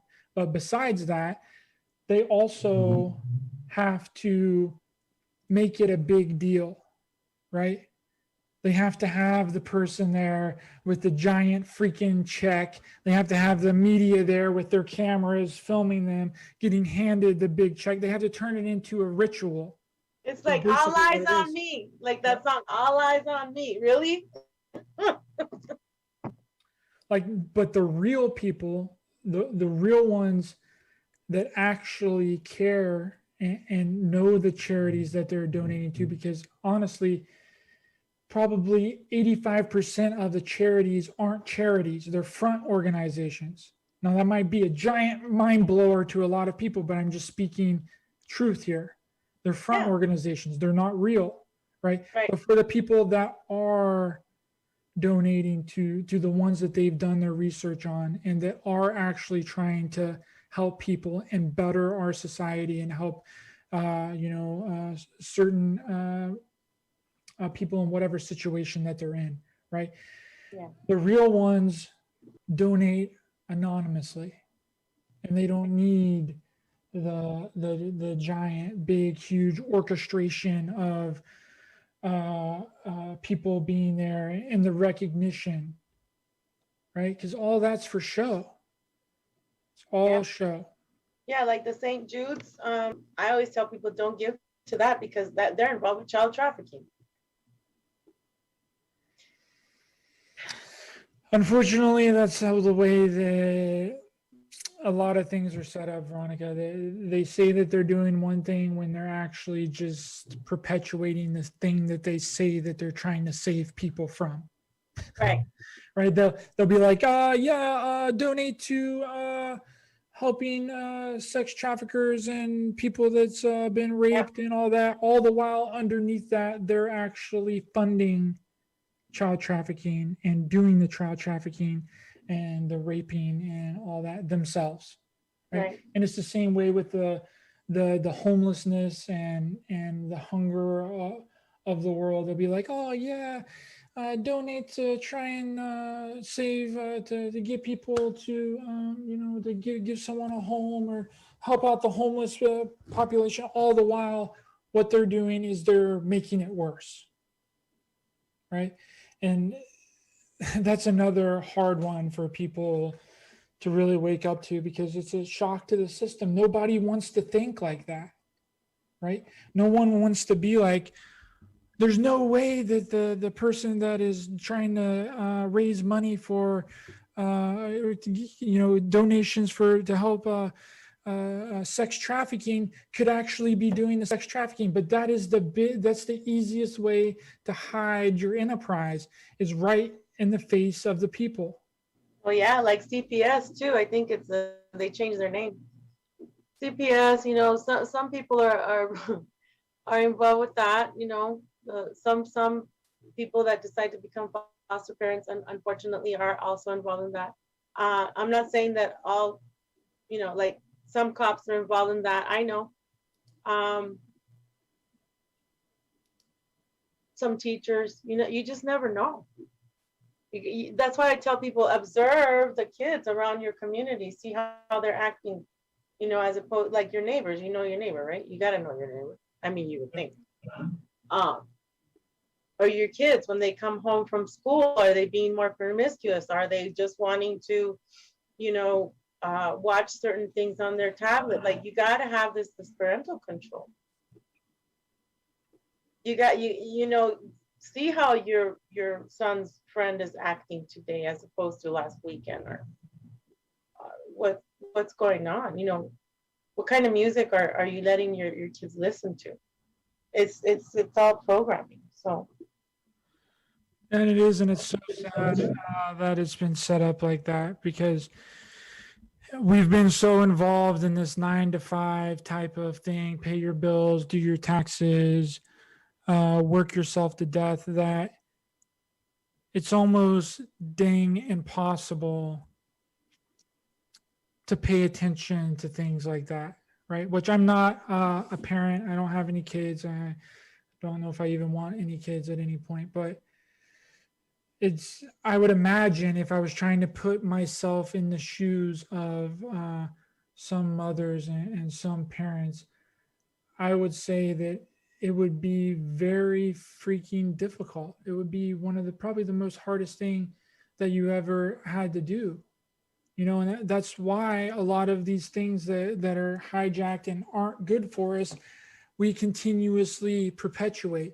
We continuously perpetuate the McDonald's and the Burger King and the fast food, because a lot of people don't have the resource. One, they don't have the resources to make a home meal every day. Two, they probably don't have the time between working a 9 to 5 job, coming home and dealing with all the other things, doing laundry, the cleaning, all the other different things. They don't have the time or the ability or the Energy, freaking energy energy. to even to make a meal, so they're like, all right, screw it, let's go to McDonald's, and that's not necessarily their fault. It's because it's readily available, and it's hard to do things to better ourselves and to better our situation, because the system has been set up for us to fail in a lot of different ways. And it's so sad, and I hate to see it. And that's why I'm very grateful for my situation and the things that I'm doing, because I am basically able to take care of the things that I need, and I'm 100% grateful for that, because I know a lot of people, they're in very, very shitty situations, and they can't even see, and they can't even begin to think about what they need to do to get out of it, because it's been so freaking normalized in their reality, Veronica. They've made it a part of their everyday world. And even whenever a good thing happens to them, they can't even hardly see it, because they've been the negative and the wrong and the fear and the anger and the hate has been so deeply ingrained into the very fiber of their being, that whenever the good thing happens or the positive thing happens, they just pass it by. They let it go, because they don't think that they're deserving of it, which is Right. a whole other issue, Yep. a whole other problem. It's so sad, and I unfortunately I see it all the time, and I really think that, and I don't know what really to to do about it, because the only thing that we have in our reality is our our environment. We're a bunch of beings that are a product of our environment. What we've let into our world, and what our parents have raised us in cultivates and creates our reality. So I'm sure I said something similar like that about an hour or so ago, but it just keeps coming back to that, because it's something that needs more awareness brought to it in order for us to change. How much of our belief systems, how much of our thought processes, how much of our ideas stem from our past? I mean, it's scientifically proven that 90% of our thoughts that we have every day, we've thought before. Like, that blows my mind right there. Like, what do you mean? Like, so like only 10% of the thoughts that I have is something I've never thought before? Yeah, that's really interesting that you said that because I always tell people, think for yourselves, like me, I like I said, when I'm here in my room, just like tossing and turning, like making sure that I don't get up, that I'm trying to, I try and sleep, and of course it doesn't happen. So I ask myself questions, you know, and you'd be surprised how many answers you get right away too. I think so deep. It's like, wow, like dang, I am smart, but society wants you to think that no, you don't deserve to be happy, and that you're dumb, that you need to have people think for you. These apps, being on the phone all day freaking long. Go outside and enjoy nature, go for a jog, go work out, go be with friends without the phone if possible, um, go do some charity work, go plant a tree, go pet an animal, that don't ignore your pets. Some of you guys have pets and you're like ignoring them because you're always on your phone. So it's like, think for yourself instead of these little gadgets, thinking for you. And it's just going back to, what do you believe is true? who are you? In the dark should be the same person that you are in the light. I am very, very honest, as you know, writer, and I know you are too, and I really appreciate that. We were talking about that the other day too. Is I'd rather be honest than anybody's fool, because I know the truth. I know my truth. I'm not, why build lies? Then you got to keep up with them. I mean, we know that that's like a cliche. Everybody says, well, why are you gonna lie? You know, you have all these stories to fill, but it's true. I'd rather have a clear heart and conscience. I'd rather be over truthful, like people say. Oh man, you're like too bluntly. You're like an open book. Well, I'd rather be an open book than one that's locked up in chains and nobody can get to. Not even myself. Not even my higher self. Yes, and I would rather speak my truth and be unliked and people not like what I have to say than say things that fit into the mold of what everybody else has already said and people love me, right? You know, that's not the kind of, person that I am. And I'm very, I try and be as straightforward as possible and as honest that I can be about everything that I do. You know, I try and stand with of utmost integrity as best that I possibly can, and hopefully that kind of creates a ripple effect, and people will start coming out of the closet, so to speak, and see that, and and that creates a ripple effect, and then other people start being true to themselves, and other people start speaking their truth, and then before you know it, we have 100 people that are speaking their truth all the time, and standing with integrity, and loving themselves, and being the true individual and knowing who they are. And then hopefully that just keeps going. And then we get 1,000 people, and then 1,000 turn into 10,000, 10,000, 100,000, and so on. And then before you know it, everybody is standing in their power. Everyone is sovereign. Everyone is creating their own individual reality and celebrating people's differences instead of hating on each other, or getting mad, or character assassinating people for having a difference of opinion. And where we are like, heck yeah, awesome, you are a beautiful being, because you are, and you're an amazing person for believing the way that you do. And I realize that your thoughts and your ideas and your emotions are a part of your experience of your life. And I have not lived your life. You haven't lived mine. So therefore, you are going to have a different outlook about the way that things are. And that's okay. And that's perfect. And I love that. Right. And I celebrate you. Wow, that's beautiful. I couldn't have said it better. Thank you, Raider. I appreciate you. Wow, I that's appreciate what I want for people too. uh, right. Let's just all come together, and we don't all have to agree. We don't all have to be blanketed with the same thoughts, ideas, and beliefs. We don't have. That's what a hive mind type of Right, AI. construct is. Hmm. It's exactly what it is. But and that's unfortunately where we're headed, and we've been shepherded and manipulated into going in that direction by them placating on our past traumas, and them placating on the things of the past, and constantly bringing up things so that we can't make peace with them, and shoving anger and fear and hate down our throat, and shoehorning it into our reality when it doesn't fit.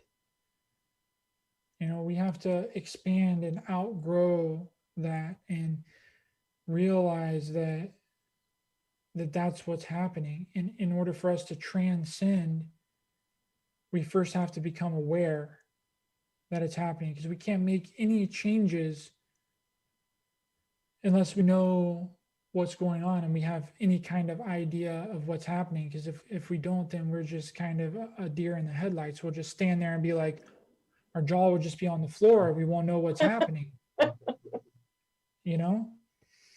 Yeah. So first thing is awareness, like bring the awareness to all these facts, and please try and regurgitate some of the information that me and Veronica has shared here tonight. You know, it's been from our hearts, and you don't have to resonate with everything that we said. That's the beautiful part about this experience. Right. We're here to make them think. Yes. And you can observe it and not take it on as a belief. You can entertain the thought of everything that we just said without believing it, right? It's like I use this example all the time is like I can entertain the thought of flat earth, right? Like I can be like, okay, the earth could be flat. I don't know. I honestly have no idea. And I could probably have a good stimulating conversation about someone that could bring good evidence and education to the conversation about flat earth, right? But do I believe that the earth is flat? No, I personally don't believe it. But am I going to hate on someone and attack them and belittle them or character assassinate them for believing in flat earth? I think it's a flat earth is a CIA operation, of course, but I'm just using that as an example, right? Just as an example that I can have an open enough mind that I can entertain the possibility that some of these concepts and some of these thoughts and ideas and theories could be true without actually taking them on as a real belief. And I think that that right there is a freaking superpower. Right. Yes, it is. I love it. It is our superpower to be able to think for ourselves and not have to be the same a cookie cutter as everybody else. Heck no. So, well, it's already a little past 9, and we could go on and on, Ryder. You want to come back again when we have more time? Yeah, 100%. I would love it. I didn't know that this was going to be on this channel. I was going to put it in my the description of the video that I just released today, but unfortunately, it was on Soma Fusion Mind, Body, and Soul, and I wasn't subscribed to that channel yet. But I am subscribed now. Yay! Katie Camara. I got you, Katie. Katie. Ryder, let's sing happy birthday to her, okay? Because it's tomorrow. You ready? On count of 3. Ready? 1, 2, 3. Happy birthday to you. Happy birthday to you. Happy birthday, dear Katie. Camara. Happy birthday to you. And many more. Woo! Okay, Ryder. Well, I love you. And I'll send you a message when we're done here. We're always talking. Have a good one. Awesome. Thank you so much, Veronica, for having me on. And anybody. Oh, yeah. Tell everybody how to get a hold of you. I forgot. Yes. If anyone would like to subscribe to my YouTube channel, I bring on a guest every week that we talk about some of these concepts, and we kind of try and go deep on some of them. That is Raised by Giants on YouTube. You can also follow it on Spotify, iHeartRadio, Google Podcast, and Odyssey.